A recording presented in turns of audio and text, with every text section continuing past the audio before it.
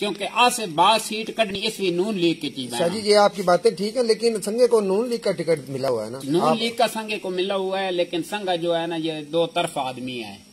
ये कभी किसी तरफ चला जाता है, कभी किसी तरफ। आसिफ बिकने वाला आदमी है, ठीक है ना, बिकने वाला आदमी है। ये इक़्तिदार में रहा और इसने कोई किसी की बात भी नहीं सुनी, किसी की कोई बात भी इसने नहीं सुनी। भाई होता है ना, कोई गरीब जाता है किसी काम के लिए, आदमी नाल नहीं, एक फोन भी कर देता, वो भी फोन भी नहीं करता था। ये बिल्कुल इसका पक्का।